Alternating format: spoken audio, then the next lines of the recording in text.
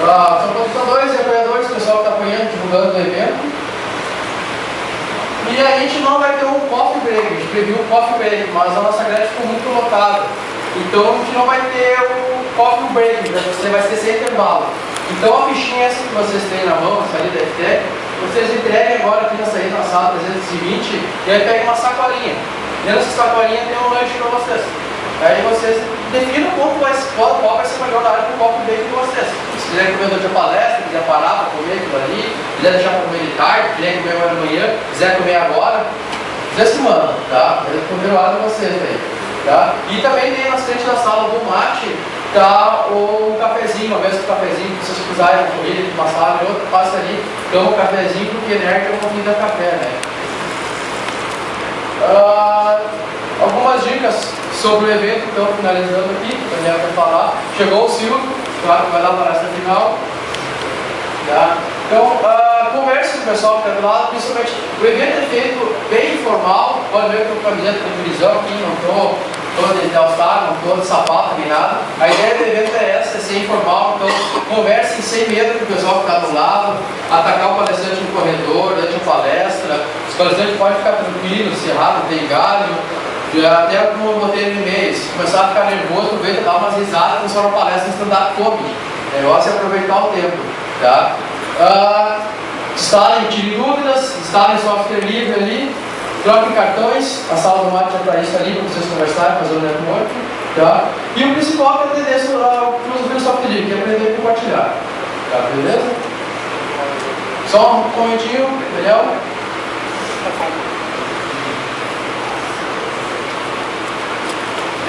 Bom dia, meu nome é Daniel. Primeiramente quero agradecer a presença de vocês. Né? Então, só para deixar um pouco vocês mais animados, né? Eu andei conversando com o Silvio, né? E no final do evento ele vai sortear 5 ingressos para o Latino Era. Tudo pago, né, Silvio?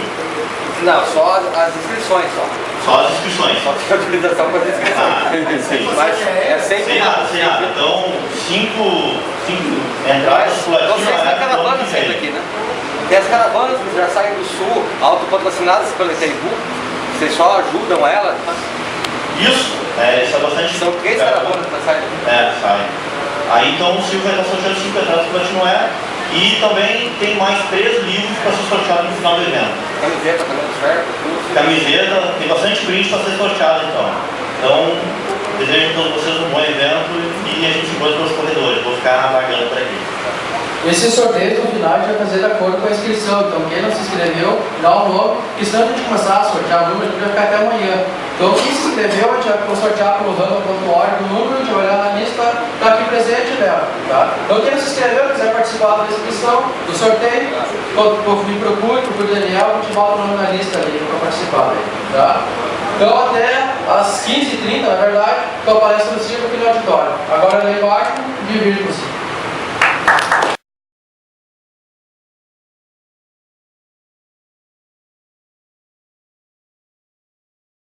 Crowdsourcing tem muitas maneiras de falar o que seria isso, mas eu acho que a melhor definição que eu já escutei em uma palestra foi: crowdsourcing é tu querer encontrar uma agulha no palheiro com todas as palhas tentando te ajudar. Entendeu? Então, essa definição é fantástica. É tu ter um problema e estar no lugar certo com pessoas querendo te ajudar a solucionar aquele problema. Beleza, a gente vai apresentar um case que é do Tribunal Regional Eleitoral, tá? Que se chama Central Virtual de Colaboração. Né? Qual é que é a ideia da Central Virtual de Colaboração? É fazer com que os funcionários do Tribunal Regional Eleitoral consigam trabalhar de vários lugares do Rio Grande do Sul em colaboração com um determinado fim.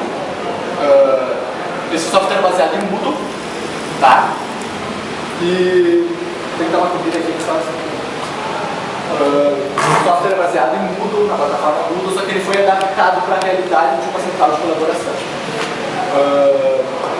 Quais são as demandas? O tribunal ele tem hoje como característica não comprar software se for possível. A ideia é sempre procurar uma solução em software livre. Por isso que a gente quis fazer hoje a apresentação multi-livros para colocar muita divulgação do software livre. Né? Mas que também tenha grande grau de produção e desempenho, né, para lidar com o grupo de trabalho. Então foi feito um projeto que tinha alguns conceitos, que era a nossa demanda, que era como fazer que as zonas eleitorais espalhadas pelo Rio Grande do Sul trabalhassem de uma maneira conjunta, né, rompendo esses lacres à distância, sem ter que pagar uma diária, muitas vezes para o cara vir, para ficar 2 dias, não são muito bem aproveitados e voltar cansados. As diárias não são muito boas. Em 2007 foi feito um planejamento estratégico para esse fim, tá? E nesse planejamento estratégico do tribunal, como instituição, já fez parte do planejamento anual, que a gente teria que ter uma ferramenta de colaboração que aproximasse as pessoas. Depois ele já entrou como bloco de gerência de projetos. Depois do projeto a gente criou uma plataforma. A plataforma que a gente usou foi o Moodle, porque a pessoa já estava acostumada a trabalhar com o Moodle, já que os fundamentos hoje de carga horária dos funcionários públicos do Tribunal Regional Eleitoral são feitos em cima de Moodle. Então, vamos usar uma plataforma que já tem conhecimento, já sabem trabalhar no fórum, já sabem trabalhar e vamos aplicar ela de uma maneira diferente.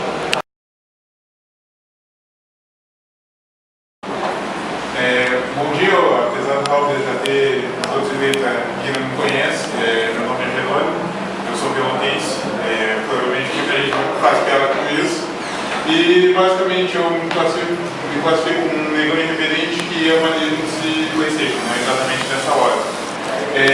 Trabalho com software desde 2007, 2006 e atualmente eu sou servidor da Universidade Federal de Pelotas.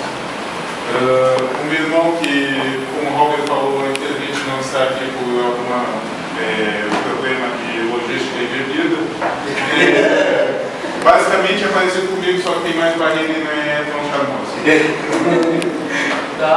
Então eu sou professor da Universidade de Santiago, lá na UNI lá. Então, Pedro Carlos também. Tá? Sou coordenador do UGP, do Grupo Cruzado de Gerenciamento de Projetos, mas que está meio complicado para mim, talvez eu também já não seja. Tá? Fiz alguns eventos da T-Linux, ano passado, atrasado, esses aqui, o T-Linux aqui de Porto Alegre, por exemplo, teve algum problema com foi totalmente minha. Esse ano eu dividindo com o Daniel e com o Guilherme. Tá? Não estou ganhando dinheiro necessariamente com software livre ainda, só de automismo. Tá? E aí teve a graduação especialista em desenvolvimento de projeto, pode ganhar essa computação. Aquela foto ali tem uma historinha, que a minha foto formal do UGP anterior, onde começou a minha cara, o pessoal me cortou. Tá? Esse aqui é o restante da foto, minha dentro do nosso CP. Aqui foi depois do desenho. Agora, por que eu abordei esse tópico? Eu acho que para começar a falar de TI verde e a nossa visão, que é uma visão um pouquinho, diria até capitalista, da parte financeira, tem que pegar todo o escopo de onde começa, o que realmente é. TI verde, muitas vezes é chamada de Green IT, Green Computing, tem vários termos, agora é relativamente fashion para quem trabalha com computação. Assim como o Cloud Computing é um termo que está ficando cada vez mais em evidência. A gente vê equipamento certificado que foi produzido sem chumbo, sem materiais perigosos, consome menos, power consumption, efficiency, enfim, vem em vários lugares, mas não tem um termo relativamente bem definido. O que pode se generalizar é que qualquer coisa que trabalha em termos computacionais, seja de hardware ou até de software, porque o software tem um impacto grande em termos de desempenho, e o desempenho é uma das grandes medidas para entrar em termos de TI verde, pode focar essa questão de como ser ecológico ou econômico. Mas para ter um escopo ainda maior, tem que saber de onde veio toda essa conscientização. Essa cena é clássica do Tempos Modernos, do Charles Chaplin, começa toda a reflexão, Revolução Industrial, e é interessante que exatamente com essa questão da Revolução Industrial e a capacidade humana de produzir muito mais do que era habitual, com a produção manual, enfim, que meio que vem toda essa sociedade consumista que a gente tem hoje. Eu, pessoalmente, já devo estar no terceiro ou quarto notebook, troca de um lado para o outro, e assim a gente começa a ver que as próprias empresas, instituições, têm um ciclo de vida útil muito menor para equipamentos, muito menor para sistemas. Então, realmente o capitalismo selvagem de uma forma complexa, só que é uma produção muito grande, realmente tem um certo grande desempenho, tem algumas vantagens, mas o pessoal não pensa pelo outro lado. Onde vai parar tudo isso que já foi produzido? Toda a produção, qualquer computador, tudo hoje é feito já com planejamento para durar X anos, para forçar depois o cliente a trocar aquilo ali. Principalmente de antigamente durava mais. Realmente, antigamente era empregado mais material e acabava se durando mais, que antes a tendência era feito para durar. Tá? Hoje já não, realmente os materiais, o computador tem menos metal e tudo mais. Uma das questões é realmente durar um pouco menos para forçar. Então, a maioria da produção de equipamentos, geralmente eletrônicos, o pessoal está lançando alguma coisa agora, mas já tem pronto que vai ser lançado daqui a 2 anos, daqui a 1 ano. Tá? Que é justamente para já ter a ideia da continuidade da compra. Eles já têm mesmo quantidade. Em relação, tem mais daí, né? Ali.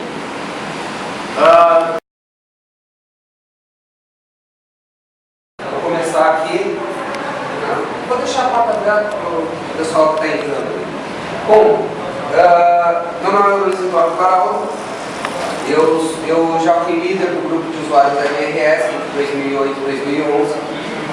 E entre 2007 e 2009 eu trabalhei muito com terminais burros, porque eu trabalhava numa empresa que prestava suporte a uma universidade lá no norte do Brasil, que tinha até agora, inclusive eu conversei com o James McQuillan, que foi o cara que criou o LTSP, e essa era o maior espaço onde foi usado o LTSP de todos os tempos. Eles tinham lá 9 servidores e um total de 1.200 estações de trabalho, trabalhando em cima de LTSP. Né? E nessa época eu até comecei no desenvolvimento de um LTSP-BR para a gente trabalhar com essa questão de terminais com selo de funcionamento com o LTSP, que aqui no Brasil não existe, lá nos Estados Unidos existe. E porque hoje em dia se fala muito em terminais, tem muitas empresas vendendo terminaizinhos burros, né? Dizendo que é economia e coisa e tal, e quando tu vai ver, eles não funcionam com software livre. Alguns deles têm até um Windows dentro dele, o que impede que tu faça qualquer coisa a não ser usar no servidor Windows 2008 ou alguma coisa assim, né? Bom, e aqui eu vou falar sobre a economia de recursos e como que funciona o LTSP, propriamente dito, tá? Vou deixar aqui, o barulho está meio que me atrapalhando. Eu ouço o barulho lá. Tendo dúvidas, levanta a mão, qualquer momento pode ser interrompido, tá? Bom, a gente volta aqui nos primórdios, e aí eu lembro de uma palestra do Commodore Hall, onde ele falava que lá nos primórdios se tinham os mainframes, certo? O que eram os mainframes? O pessoal aqui talvez se lembre, né? Tem gente mais das antigas aí da informática que talvez se lembre dos mainframes, aqueles computadores gigantescos, né? Que era um armário inteiro que era um computador só, era um armário inteiro. E ali o processamento ocorria centralizado, né? Ele tinha um backup confiável. Por quê? Porque era feito o backup da máquina. Era só ela, certo? Não tinha assim uma empresa, não vou colocar em um banco, porque bancos sempre tiveram um poderio de comprar computadores muito maior. Mas uma empresa menor ali, que conseguia ter um computador para conseguir fazer todos os cálculos financeiros e tudo mais, ela tinha um computador só. Então quando fazia backup daquele computador, certo? Eu estou falando em megabytes, eu estou falando em giga, 128 megabytes de memória, tá? E um processador de 500 MHz, o que é um computador que hoje em dia tu não consegue fazer absolutamente nada nele, certo? Como que ele funciona? Já ouviram falar naquele computador, se tu entra lá na BIOS, tem lá habilitar o PXE, certo? O que seria esse PXE? É um boot pela rede. Como que funciona isso? O primeiro passo é ele pegar e fazer um broadcast de DHCP, certo? Tenta pegar um IP.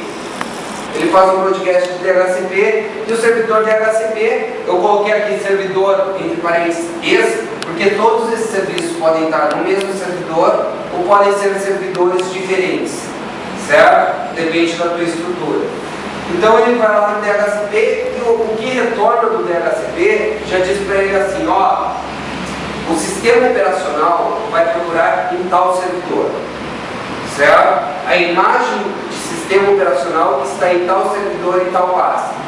Aí o processo seguinte, ele vai lá no TFTP, já ouviram falar de TFTP? Trivial File Transfer Protocol. É um sistema de FTP mais simplesinho, né? E ele tem alguns arquivos ali que permite pegar, não tem autenticação, não tem nada, simplesmente ele puxa aquele arquivo. A vantagem é que não tem como escrever naquele arquivo, então o sistema vai estar sempre em perfeito estado, certo?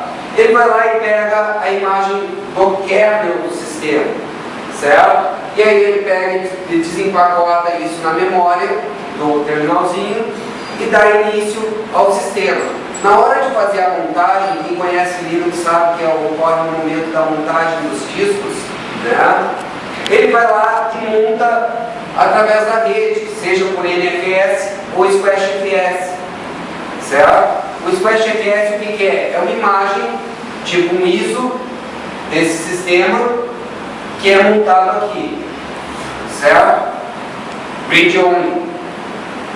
Ou então é por NFS que ele vai lá e monta esse sistema também como read only, certo?